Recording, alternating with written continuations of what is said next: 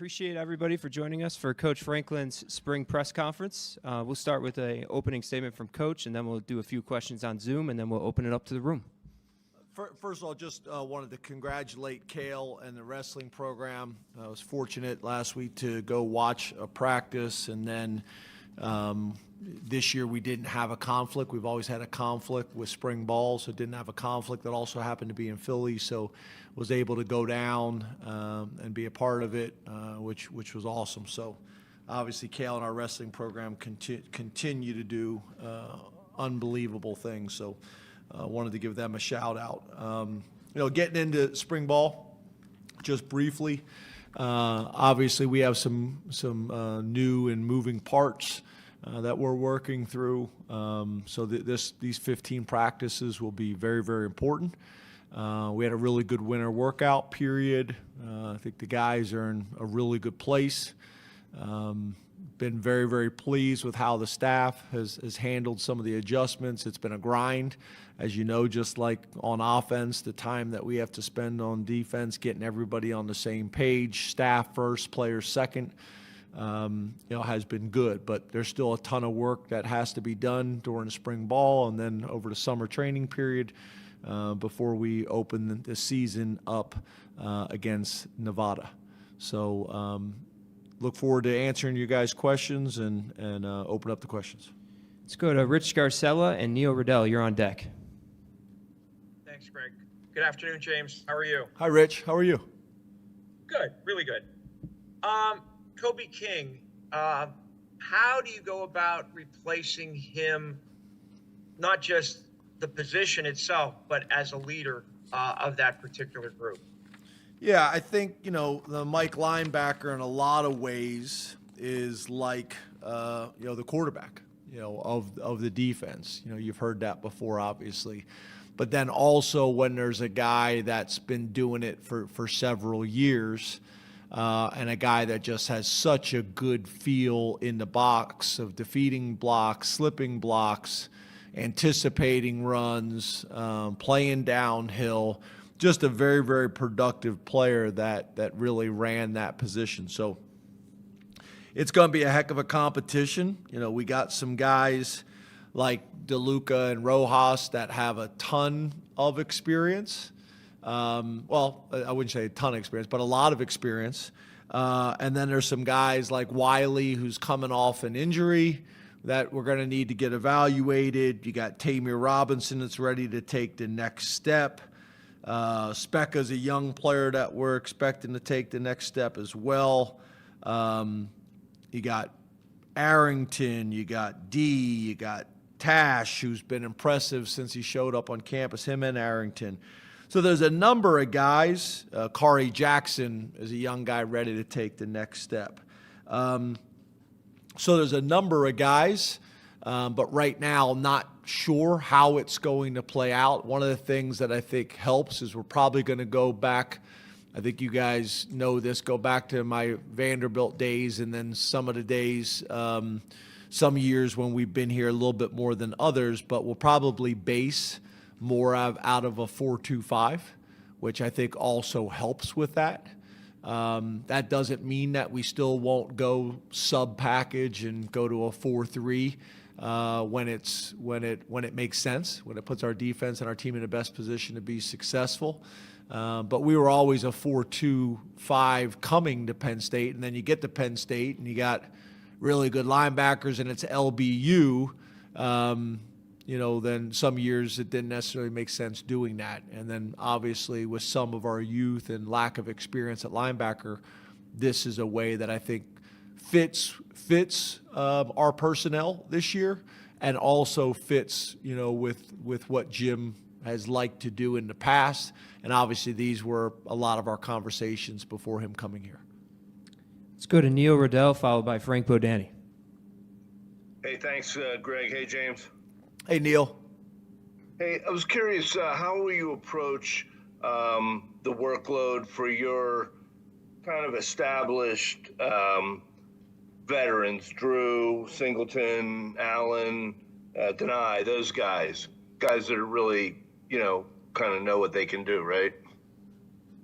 Is it a question or a statement? Maybe a little of both. How will you approach those, Yes, sir. Yes, your sir. veterans? Yeah, Caught me.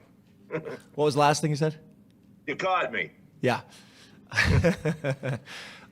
Very similar to what we've always done in the past with our established guys. You guys saw it with Olu Fashanu, like with our established guys who've played a lot of football. We will modify their reps. It's a fine line, because they still need to get better. That's why they came back. So we need to be smart about that. I also think it creates an opportunity for the guys that are behind them that are competing for more significant roles. It gives you a better evaluation on those guys as well. But for our established guys, we talk about it as a staff. We go around each position. Coach will talk about what his plan is for what guys, make sure that we're on the same page, how I see it as well as how they see it. And then we'll implement that during spring ball. We did the same thing with Tyler Warren last year. So I would say there's probably about one if not two guys like that at every position that will have some form of a modification this spring and really in training camp as well. Let's go to Frank Bodani, followed by Johnny McGonigal. Hey, good afternoon, James. How are you today? Good. How are you, Frank? Wonderful. Thank you. I'm always impressed with the consistency of your hair. Oh, my goodness. Combination of haircut, and I think we've talked about mousse in the past. Isn't it what you use? Mousse, isn't it what we've talked about? Or is it gel? No, that would be gel. Gel, I'm sorry. But the consistency is impressive. You're a little envious considering your situation. I agree. Okay. Like it was the same thing that happened, at the Notre Dame press conference. Like people thought I was taking shots. I was not. I was envious of his hairline, just like I'm envious of yours right now. Okay, no shots, but I do want to ask you about Drew Aller, if I may. You just want to start talking about what you got on the call for, not your hair. I'm gonna forget if I don't. I get it. I apologize. Okay. So your senior quarterback, what is his next step as in development wise, and particularly with this spring? What are you looking for from him, from Drew, as improvement, or just how can this spring, do you think, help him the most going forward specifically? Yeah, so a couple things. I think number one, I get this question a lot about a lot of players or on offense and defense. A lot of times it's not like one thing. And I would say that's the case with Drew. He needs to take another step this year, which I think he's done every single year that he's been here. He needs to take another step, when it comes to his mobility. He needs to take another step when it comes to his leadership. He needs to take another step in terms of his, his completion percentage. Needs to take another step in terms of his touchdown to interception ratio. It's really all of it. There are some things that me and Drew have had some conversations with Danny O'Brien that those conversations will stay between us. But I would say, just being transparent with you, I will say I don't think it's one necessarily specific thing. It's all of it. And the thing that's exciting about Drew, and you guys see him, he may be 6'5", 235 pounds, but he's still got a lot of growth and development. I mean, he's a young kid, and he has taken significant steps every single year. As you guys, I think, are aware, he puts in a ton of time and knows how to prepare the right way, both mentally and physically. I think Danny does a really good job with him as well. I think the room challenges him as well. I also think when you bring in new pieces, like the two new wideouts we brought in, that puts him in a position to coach and get those guys ready. So all those things. But I wouldn't say one specific area that I'm looking for him to grow in. Let's go to Johnny McGonigal. Happy spring, James. How are you? Good, Johnny. How are you? Good. At the wide receiver position, James, Devontae Ross, Kyron Hudson, some newcomers, even redshirt freshmen. How do you think they took to winter workouts from your conversations with Marcus? And how do you and Marcus feel about that room, that group, going into spring ball? Yeah, as you know, you guys have saw like the competition winners and things like that we post on social media, but we don't have footballs really involved. So to really judge a wide receiver before you've seen them, at practice and running routes and creating separation and one-on-ones and making contested catches and catch percentage and catch radius and those types of things, it's hard to say. It's just hard for me to say that. In terms of their attitude, in terms of their work ethic, in terms of their demeanor, in terms of their fit in our locker room, all those things have been really good. In some ways, I would say recruiting guys like Ross out of Troy and schools like that, a lot of times those are exciting because no knock on any other school or any other place, but we just have a little bit more resources. So those guys have a chance to develop a little bit more than when you go get a guy from a similar, type program. So it's been interesting to watch those guys grow. They've been awesome.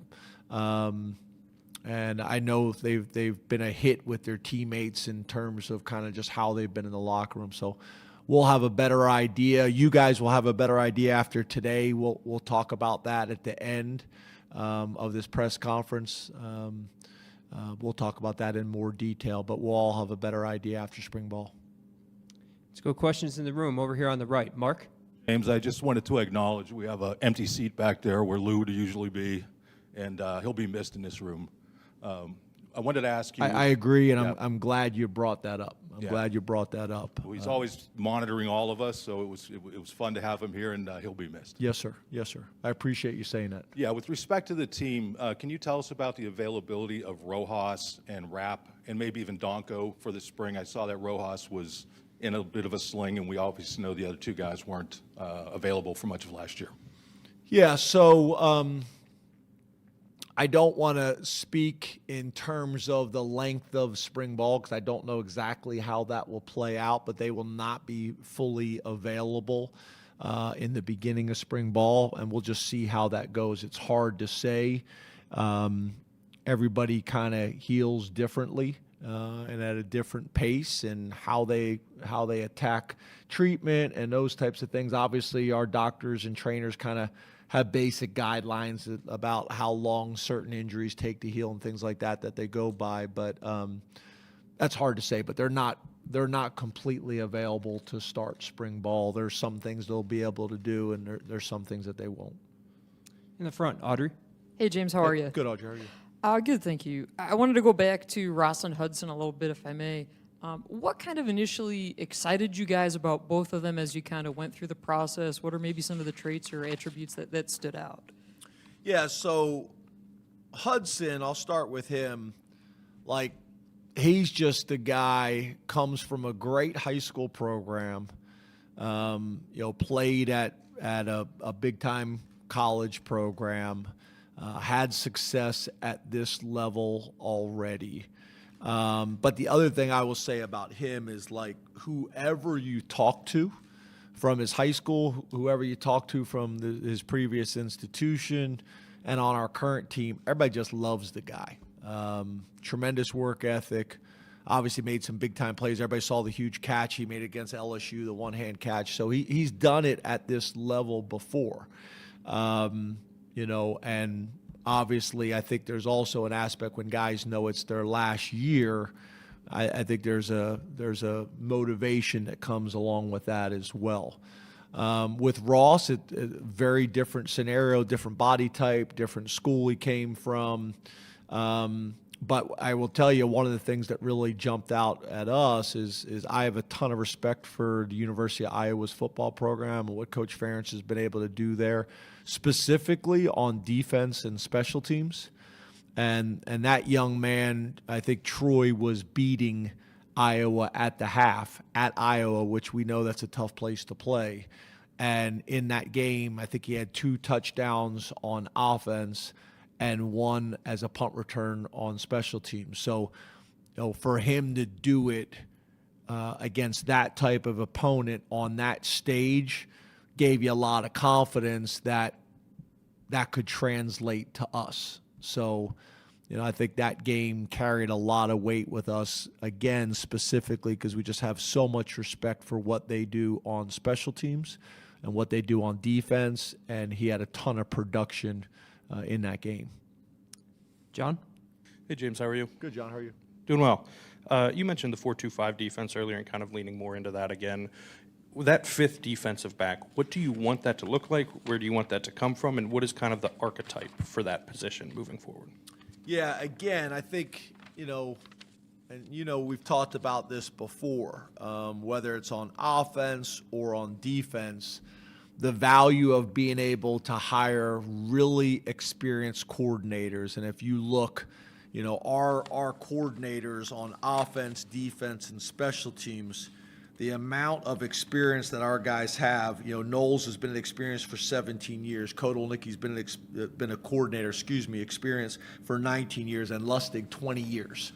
And I say that because where that experience comes is you've been doing it long enough that there's a lot of ways to be successful. And I think early on as a player or early on as a coach, you feel like it's got to only be this way. I'm an 11 personnel guy. Well, my second tight end's better than my third wide receiver, but I'm an 11 personnel guy. Those things don't make a whole lot of sense. So where that experience helps is Jim's been doing it long enough to understand we got to get our best 11 guys on the field. At Oklahoma State and other places, that may have been 3 safeties. At Penn State, that may be 3 corners. That may be 3 safeties. Back to the conversation we had earlier, if we had 3 killer linebackers, we may play more true 4-3 base, however you want to call it, than maybe he's played in the past. So I think that's a little bit of this process right now, and that's why spring ball is important. It's going to give Jim the ability not only to install some of the changes that we're making on defense, some of the tweaks that we're making on defense, but also to evaluate our personnel to say, how are we going to play at our best? Obviously, last year, we really did it the same way, right? We started the season before we lost KJ, where we had 3 safeties on the field, and I think we would have been very, very difficult to deal with if we would have had those guys all year long. So that's going to be the process this spring, is saying, okay, where are those nickels going to come from? I would say our list right now is coming from both the corner and safety room. Again, just based on the argument, how do we get our best 11 guys on the field and play to their strengths? Over here in the front, Greg? Coach, how you doing? Good, Greg. You said back in February that you could see yourself making some modifications to the spring game. So I'm curious, as you get ready to start spring practice, where you're at on the path to determining how you'll end it with the blue-white game. Yeah, so I think first thing I'm going to say is I've been at Penn State now long enough to understand the impact that Penn State football has on this entire community. And I think everybody's aware of that, right? There needs to be give and take with this. We need to work together. A successful Penn State football program helps everybody out, the bars, the restaurants, the hotels. So for me to at any point sit here and say we're not going to have a spring game, I don't think that would make sense for a ton of reasons. The university schedules a ton of fundraising events around the spring game. A lot of people are in town. It's like a homecoming for the spring type of deal. So that's going to factor in always into our decision-making process. There's some things that we will not do. The game will not be televised for some of the reasons we've already discussed and you've heard other coaches maybe talk about. And we will have a spring game probably more similar to what we've had in the past, at least right now, as we go through these 15 days, that could change. But I could see it being maybe a little bit shorter. One of the things that I don't think we'll do is a halftime, because there's been years where we'll have 75,000 people out there. We go halftime for 20 minutes, and the parking lot becomes more attractive than the second half and the tailgating. So probably we'll condense it down a little bit, maybe a little bit shorter quarters, maybe no halftime. But also I know we have some real football people in our fan base that want to watch and evaluate our roster and get excited and have discussions at the barbershop or at the water jug and discussing what Penn State football is going to look like next year. So I also think it's valuable for you guys. So for all those reasons, we'll still do it, but it'll probably be a little bit less plays, and it'll probably be a little bit shorter amount of time. It also probably won't all be live. It'll be a mixture of some live and some thud.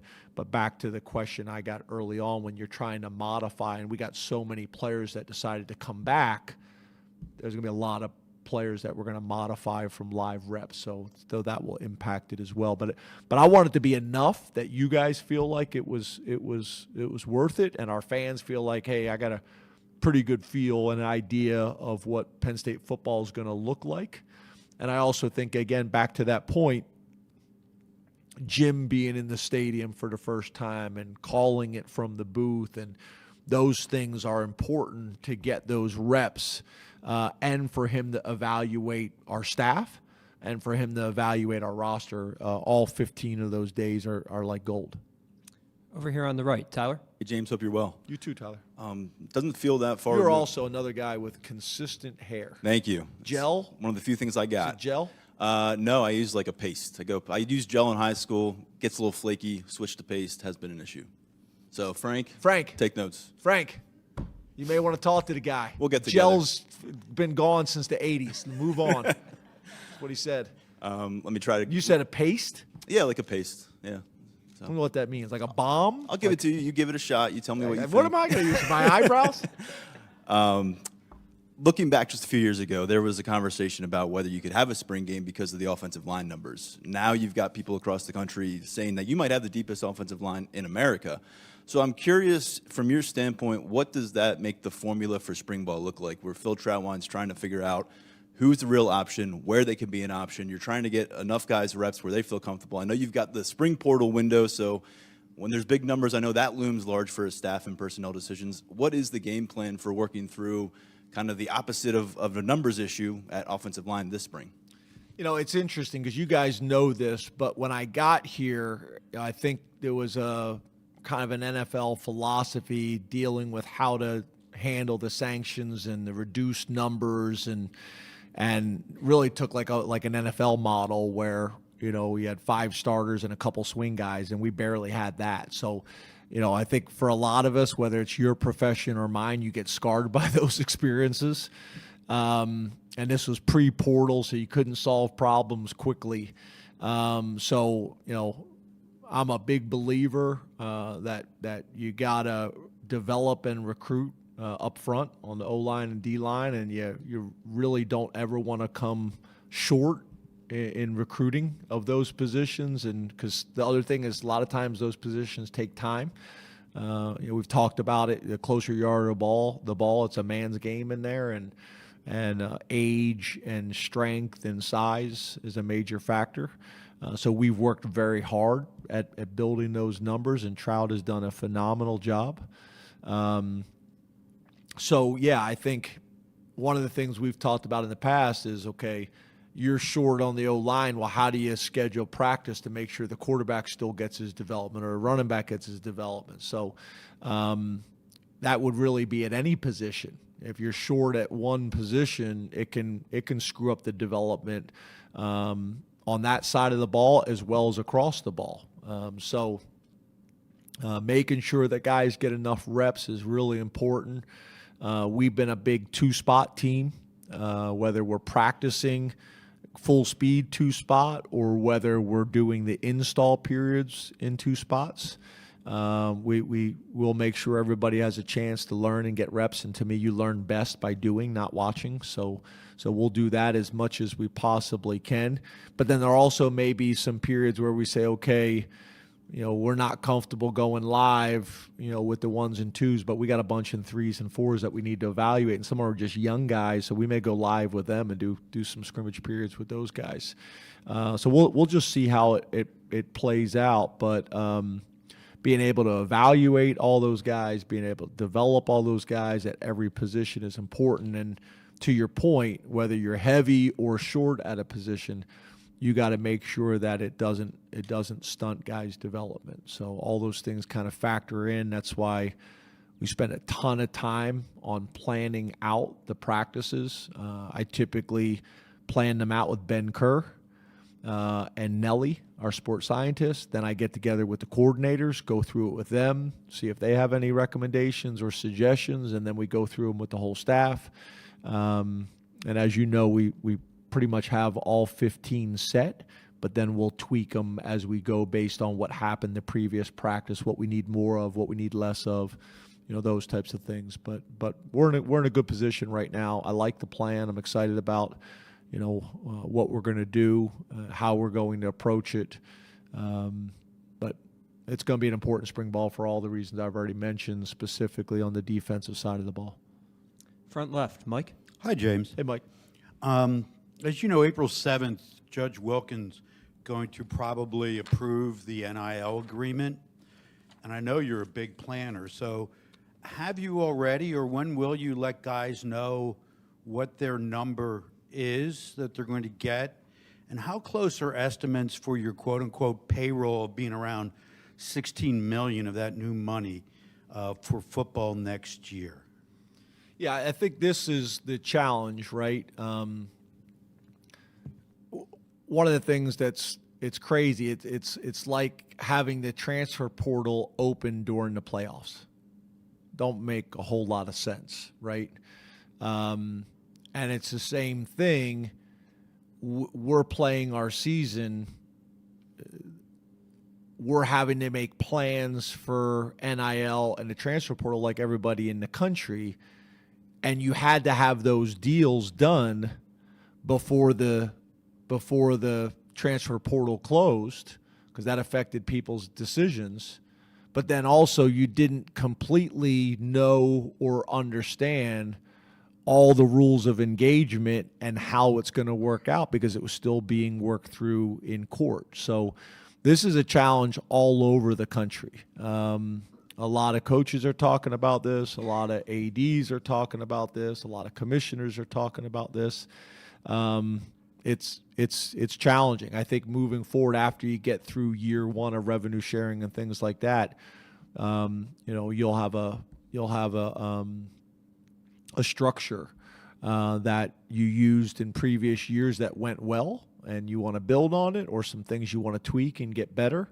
But that's, to your point, that's why this is so challenging, is you're having to make decisions and you're having to move forward really before you have all of the information and all of the guidelines. The decisions are still being made today, not only in the courts, but also with commissioners and the AFCA and all these things. So very, very challenging. But I think your question is a good one. Obviously, I'm not going to get into the specifics and the details of those things, but that's what's made this so challenging. Is it's not like right when we decided we were going in this direction that all the rules were mapped out for everybody, and the guidelines, they're still changing as we speak. So it's been an interesting year for everybody. So you don't want to comment on the $16 million? Yeah, I think what I already stated was that I won't get into the specifics. And right now, obviously, all these things are still being worked out through the courts and everything else. Yeah, so I think I already answered that question.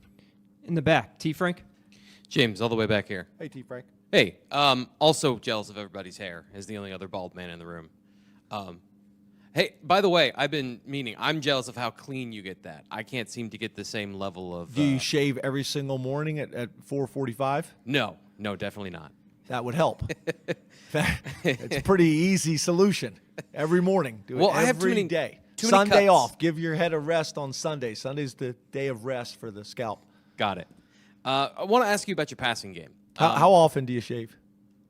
Every third day, maybe. Well, it's obvious why. Fair enough. All right. That's fair enough. Your passing I'll game. send you a picture of the starter pack on my sink every morning at 4:45. All the different things that I do and use. Okay. Then I'll send you a picture of me and Shola. Shola's sitting on the sink when she was little with shaving cream, doing the same thing. You want to ask your question now? I do. to shut I up? do, if that's all right. Although I am interested. Your passing game, as opposed to the running game, most of your offensive line, running backs are returning. With your passing game, a lot of Tyler Warren's production and your receivers left this offseason. So I guess at this point, how much have you planned, or how much of the offense do you know, like what iteration it's going to be this year, and how much do you still have to learn through spring football to have a better idea of who's going to be part of that and maybe where some of those targets are going to go this year? Yeah, good question. And again, I think that's similar to what we talked about on the defensive side of the ball, and Dan is figuring those things out. To me, I look at it as an exciting time. And if I'm a wide receiver or a tight end, I'm excited because Tyler Warren had how many catches last year? 102, I believe. Those catches got to go somewhere, right? So, if I'm wide receivers, I'm excited. If I'm tight ends, I'm excited because that production needs to go somewhere. And I think we've talked about this a little bit in the past, right? Like, the interesting thing is the wide receivers need to understand they're not just competing with the wide receivers, they're competing with the running backs. Like, who's going to get the touches? They're competing with the tight ends. Who's going to get the touches? The tight ends are doing the same thing. They're competing with the other tight ends, but they're also competing with the other rooms, the receiver room, the running backs for touches. And at the end of the day, we got to make sure that we're getting our best players the ball. And I think the other thing that we're going to have to do is we're going to have to make sure we have enough of those people. Obviously you got two proven commodities in the backfield behind an offensive line to the point you're made. Well, who's going to be the guys that step up in the tight end room? Who's going to be the guys that step up in the wide receiver room? And that's going to be very, very important for the development of our offense, for the development of our team, and for us to take another step this year. It's a fine line because Tyler Warren made it very obvious that he should get the ball. But I'd also make the argument if you had a Tyler Warren and wideouts, then that's going to be even more difficult to defend. And we had some really good wideouts who did some really good things, but what I'm talking about is guys that everybody in the league, are concerned about and scared of. That's going to be important for our development. And I think we're going to have to do that through development of the wide receivers. We're going to have to do that through the development of our scheme. We're going to have to do that through the development of our quarterbacks. Obviously, a big part of that is going to come off of our play action pass, which should be a strength of ours that puts the defense in conflict.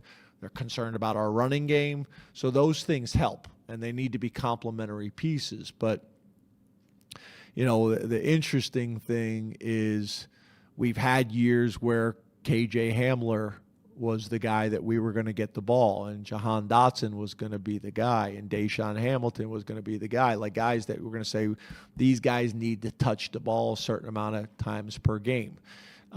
So we've had it in years past, and we need that again. And whether that's 3 wideouts or 2 wideouts or whatever it is, we need that with the tight ends. Obviously, we have a similar conversation at the tight end room. That room is produced, pretty consistently, but there's still a big question mark when you lose a guy like Tyler Warren. There's a question mark there as well. So that's what spring ball is about, is installing all these things that we have in our offense and defense, and then trying to kind of have an idea to figure out by the end of spring what our identity can be and should be going into the fall. and making sure as coaches that we are not forcing the identity that we want to have on our team and on our positions. Back left, Allie. Hey, James, how are you? Hey, Allie. When you look at the $50 million investment from West Shore Home into the stadium, and also the way that Pat Kraft has talked about being fully committed to revenue sharing, whatever that ends up looking like, what confidence level do you have in Penn State's ability to compete as college football continues to change?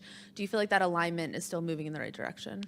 Yeah, I think it's obviously there's challenges with all of these things, right? But I think Pat has done a magical job of pushing and being aggressive, like I talked about, a Big Ten linebacker, but also having all the conversations and showing respect for all the parties out there, with some challenging and difficult decisions. But having relationships that we have developed with people specifically like BJ and West Shore Homes goes a long ways. And the fact that we have alumni that believe in what our university is doing and believing in what our athletic department is doing, led by Pat Kraft, and then our football program, those things are important. When you have a $700 million project going on at the same time that you're trying to get a roster put together with NIL, and that could be some challenges, of where that fundraising goes. Those things are challenging. So, I think things have been handled really well now. Again, that doesn't mean it's always smooth, but I think from my lens and the things that I've seen, things have been handled really well, and making sure that we're showing everybody the respect that is needed and deserved, while also making difficult decisions that need to be made and moving the program, the university, and the athletic department forward. Challenging, but from my view, it's been handled very, very well. We got time for one more. Back left, Andrew. Hey, Coach. Hey, Andrew. So in the past, you've been a big proponent of trying to do split squad practices and all that. I don't know if that's been a spring thing or just a fall thing, but how does the 105... Spring and fall camp. Okay. How does the 105 rule change how you functionally practice now? Yeah, so right now it doesn't, but in the fall it will when we have to be at the 105. The thing that's interesting is one of the discussions I'm going to have after spring ball. We've already talked about 105. Our team is well aware of it. But one of the things that's going to have to happen is it's going to be different. Like, you look last year, if our number was 105, I think we had 16 guys that we lost during the season. So now you get 16 guys that you lost during the season who you're not allowed to replace under the 105 rules right now. So how are you going to practice? The interesting thing is, I think there was a study done, and the 105 number came because I think a lot of people were talking, and I think a lot of commissioners and ADs were saying, well, the NFL does it with 53. You should be able to do it with 105. Well, that's not accurate. The NFL, the number that I have seen that's been studied, their average roster throughout the entire season in terms of signing guys, practice squad guys, cutting guys, being able to replace guys is about 110 players throughout a year. So with that, with us not being able to replace players on your roster, that's where it's going to get interesting, and guys are going to have to understand, we may be doing some offense servicing the defense, some defense servicing the offense. Essentially, guys that are going to need to be on scout teams that have not been on a scout team maybe in 2 years. So, we've been fortunate with our roster numbers and our development of our preferred run-ons or walk-ons, or however you want to describe it. We've had really good practices, and we've had really good guys taking a ton of pride in their role on scout teams. So that's going to be challenging. And it's like anything else, right? You can't be stubborn and just say, well, this is how we've always done it. You're going to have to adjust under the new rules and embrace the new rules. And part of that is getting our players to understand this is going to be a different season than they're used to. And everybody's going to need to embrace that and understand it. So that'll be a discussion and something we're going to have to talk about at the end of spring ball, just so everybody understands this season will look and feel differently. So it's going to be interesting though, because there's going to be some people in that 105 that have some real challenges, and then you're not able to solve that challenge. So I remember a few years ago, I think Maryland had lost 4 quarterbacks. And they had taken a linebacker who played quarterback in high school, were playing him at quarterback. As we all know, the TV contracts and TV deals factor into this. Well, if you get a couple teams that have had too many injuries and the product that we're putting out isn't as good because of the 105, does the number get changed? Because TV pushes back and says, hey, we got to make sure that the product that we're putting on TV and that we're paying for is quality. And the quality's been really good. So these are all the things that are going to be interesting. But again, just like Mike's question about revenue sharing and the court and things like this, is the first time we're going through it. So we can have plans and ideas of how we think this is going to go. But until you actually go through it, there's going to be things that we're learning and adjusting on a day-to-day basis. Thank you very much, Coach. Did you want to talk about practice? Oh, yeah. So we're going to do something to open spring ball that we haven't done in the past. Are those guys still on? Or did we cut them off? Could you open back? Sorry about that. Yeah. You guys maybe can message them. We're going to open up spring practice for a bigger window of time. I shouldn't say spring practice, but today. So I didn't want you guys to show up and there's people in there and you didn't know. So, Greg, you want to go through the specifics? Yeah, so I emailed you guys today, but 5:10 we'll open up practice. It's going to be periods 1 to 8. And, just a reminder, when we do things like this, it doesn't mean we're going to continue to do it every single year, but it's, a good opportunity for you guys to see practice a little bit more. And, just a good opportunity for you guys. And, in the future, just don't expect it every single time. Make sense? Just opening a bigger window for you guys to watch practice, especially this time of year when it's not game plan specific and we're comfortable. I still ask you guys to keep your pictures and your video tight because there are some scheme things in there that we prefer not out there. I'd also ask you guys to police each other and some of the young student reporters and things like that, because whether it's fair or not, if one person messes it up, then it messes it up for everybody. And there's been times I've wanted to do things like this, and I don't do it because somebody messes it up, or like to Greg's point, then it becomes the expectation. So like next year, this time of year, it'll be 3 periods, and people are like, well, how come we don't have the 8 periods like we had last year? Like, we just made this decision for today, and we'll see how it goes, and I hope it's in everybody's best interest. Welcome. All right, thanks, guys.